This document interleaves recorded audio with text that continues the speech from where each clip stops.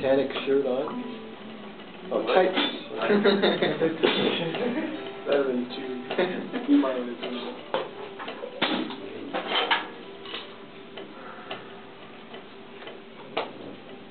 That'd be interesting to have a shirt for the Titanic. A shirt for something that sunk. Cool.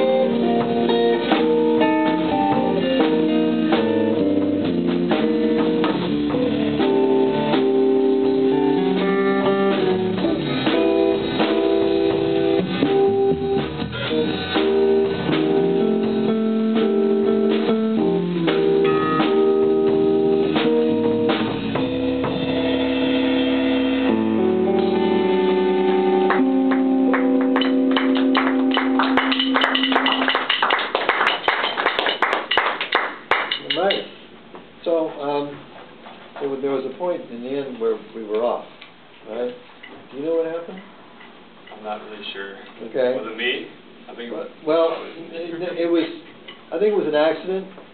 And Brad put the melody in a different place, and you went with it, thinking that maybe you were wrong. So maybe that's what happened. And then Dave didn't. Dave stayed. He stayed where it was supposed to be, and you guys didn't hear where he was at. And he actually had to finally give in.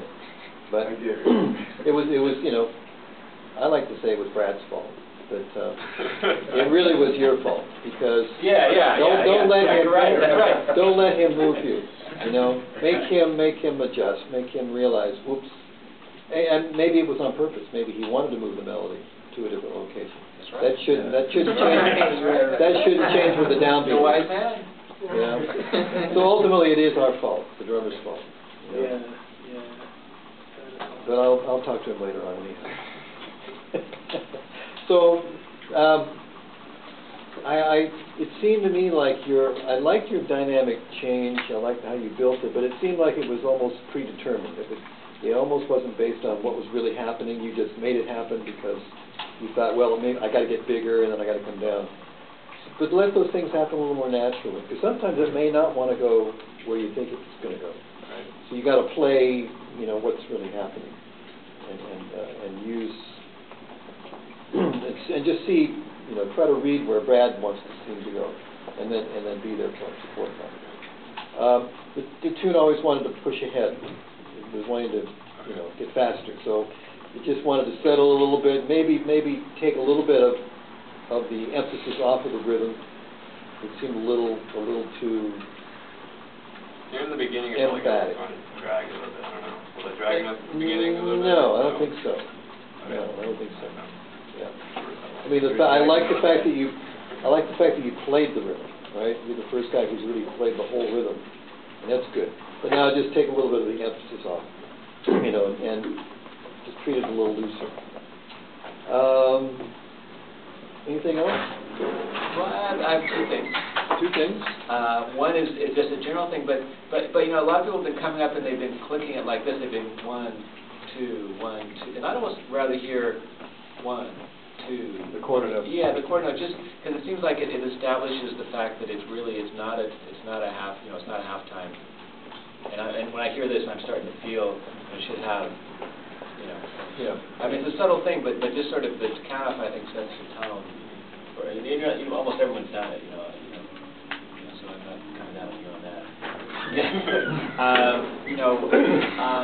And the other thing is I think you could get away, you could speed up a little more because it almost like it was became like a part, the rhythm, yeah. And I think you want to use it, but then especially in the solo, you want to free it up, break out of it, and just kind of and then I think it's going to be easier too than to do more dynamically with it and take it some places when you're not so sort of trying to keep this whole thing going. And we might refer to that still, but it's not. You don't need to stick with it. Okay, great.